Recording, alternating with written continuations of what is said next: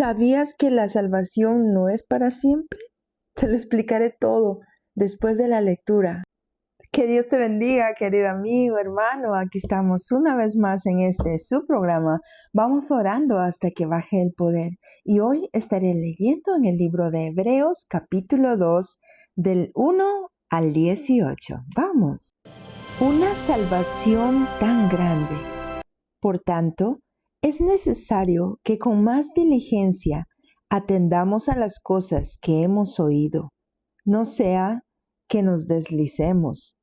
Porque si la palabra dicha por medio de los ángeles fue firme, y toda transgresión y desobediencia recibió justa retribución, ¿cómo escaparemos nosotros si descuidamos una salvación tan grande, la cual, habiendo sido anunciada primeramente por el Señor, nos fue confirmada por los que oyeron, testificando Dios juntamente con ellos, con señales y prodigios y diversos milagros y repartimiento del Espíritu Santo según su voluntad.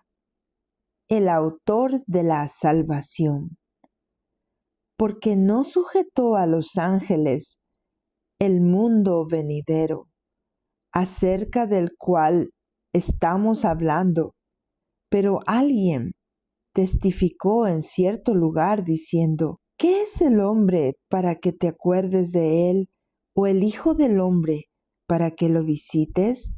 Le hiciste un poco menor que los ángeles, le coronaste de gloria y de honra, y le pusiste sobre las obras de tus manos. Todo lo sujetaste bajo sus pies, porque en cuanto le sujetó todas las cosas, nada dejó que no sea sujeto a él.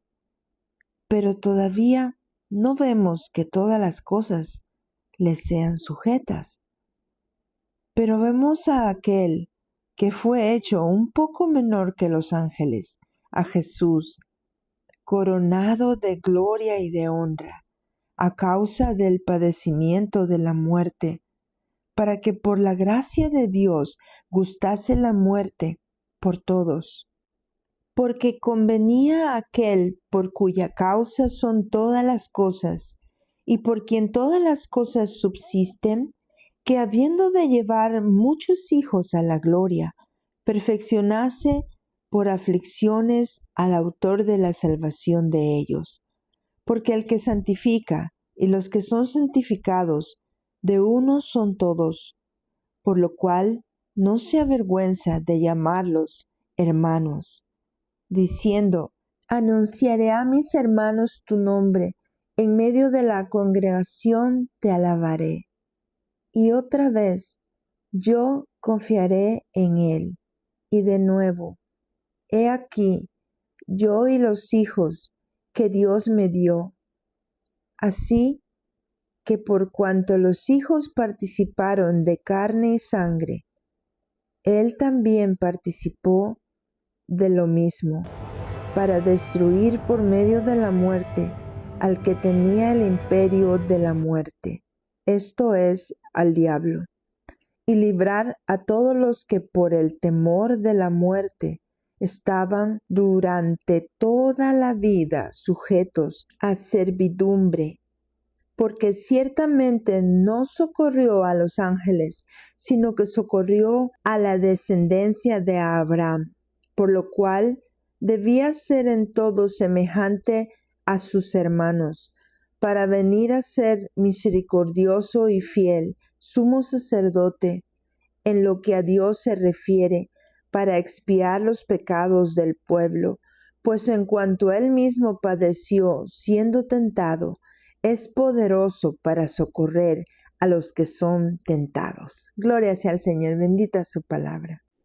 El título de este capítulo enfatiza el valor supremo de la salvación. No solo es el motivo principal de la muerte de Jesucristo, sino también es lo que nos conecta y nos une a Él. Mira qué precioso eso. El verso 1 nos alerta de que con más esmero con más fervor, prestemos oído a la palabra, al Evangelio de Cristo, para que no nos deslicemos. Y pues deslizarse no es caerse de un solo, ¿verdad? De un solo golpe, sino poco a poco, lentamente, sin darnos cuenta, como le pasara a Sansón, ¿verdad? Enfrente de Dalila. Poco a poco, ella lo engañó, consiguiendo saber el secreto de su fuerza, ¿verdad? Para que los filisteos pues luego lo vencieran. Su caída fue progresiva y al final, agotado, ciego y sin fuerzas, le pide a Dios que le dé la última oportunidad para redimirse, ¿verdad? De ahí es cuando destruye, ¿verdad?, el lugar donde estaban celebrando los filisteos y todos mueren, pero él también muere con ellos, ¿verdad? Por eso la palabra dice, la paga del pecado es muerte, ¿verdad?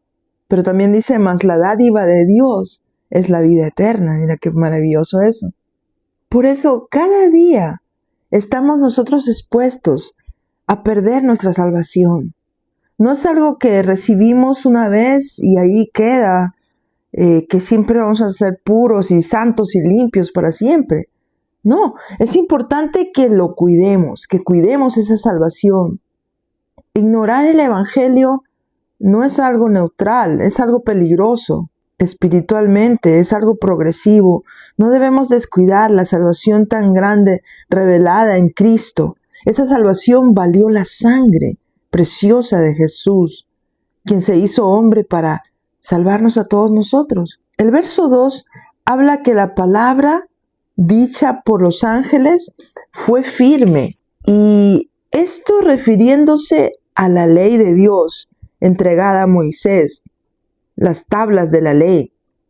Aunque en Éxodo 19 y 20 no nos da una referencia alguna sobre los ángeles, en Hechos, en el discurso de Esteban, en el capítulo 7 de Hechos, verso 38, él dice, este es aquel Moisés que estuvo en la congregación en el desierto con el ángel que le hablaba en el monte Sinaí y con vuestros padres, y que recibió palabras de vida que daros.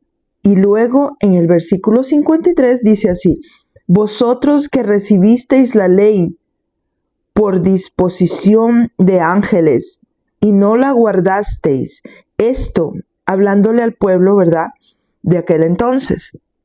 Y este verso 2 termina con la afirmación de que toda transgresión y desobediencia recibe justa retribución o castigo. El verso 3 nos habla directamente de los tiempos finales. No hay un lugar de purgatorio donde esperemos tranquilos y descansados. La verdad es solo una. Hay un cielo y un infierno. Si has perseverado hasta el final, serás salvo y llegarás a la vida eterna.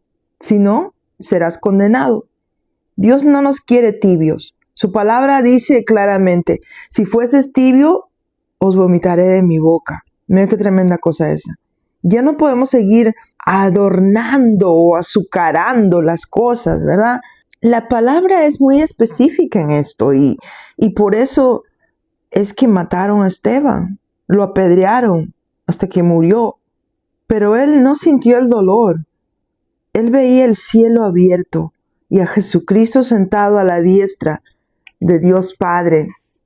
El verso 4 nos muestra la obra que está haciendo Dios aún en nuestros días. Es un poder constante que no tiene fin. Hoy en día sigue Dios haciendo prodigios, milagros y repartiendo de su Espíritu Santo según su voluntad. En el verso 5, la palabra clave es sujetar. En griego, hipotazo, que significa poner bajo autoridad, dominio o gobierno. Aquí está diciendo Dios no le dio el gobierno del mundo futuro a los ángeles. Al decir mundo venidero, no está hablando del cielo solamente, se refiere al orden futuro que Dios está estableciendo, incluyendo el reino del Mesías y la restauración de todas las cosas. Mira qué precioso eso. Entonces la pregunta es, ¿a quién sí le será sujeto? Aquí viene lo poderoso. A los seres humanos, pero a los que están en Cristo. El autor está preparando el terreno para citar el Salmo 8, escrito por el rey David, del verso 6 en adelante, donde con humildad él reconoce que Dios, a pesar de lo que somos, siempre se acuerda de nosotros y aún nos visita, haciéndonos aún poco menor que los ángeles, dándonos gloria y honra y poniéndonos al cargo de toda su creación, las plantas, los animales, todo lo sujetó Dios al primer Adán y a Eva. Pero aún no todas las cosas fueron sujetos a ellos por su desobediencia. Mas vemos a Jesucristo en el verso 9, coronado de gloria y de honra, que a través de la muerte sufrió la muerte por todos nosotros, fue llevado en la cruz todo el pecado del mundo, para así sujetar aún la muerte y el Hades, venciendo la muerte con victoria y resucitando al tercer día, para que en él todo sea sujeto. Y el verso 10 lo proclama: por su causa todo existe, y por él somos llevados a la gloria, perfeccionando en la aflicción de la cruz la salvación y la vida eterna. Y el verso 11, glorioso, nos habla de que somos santificados en Él y somos de Él y nos llama sus hermanos. Mira qué precioso. Por eso el verso 12 dice: anunciaré a mis hermanos tu nombre, en medio de la congregación te alabaré, yo confiaré en Él, hablando del Padre Celestial, y dice: he aquí, yo y los hijos que Dios me dio. Esto es poderosísimo, mire qué precioso. Y el verso 14 encierra todo el evangelio en una sola idea. Mira, cuando dice: los hijos participaron de carne y sangre, los hijos, los seres humanos, nosotros. Jesús también se hizo de carne y sangre, como nosotros. No fue algo simbólico, no fue algo imaginario.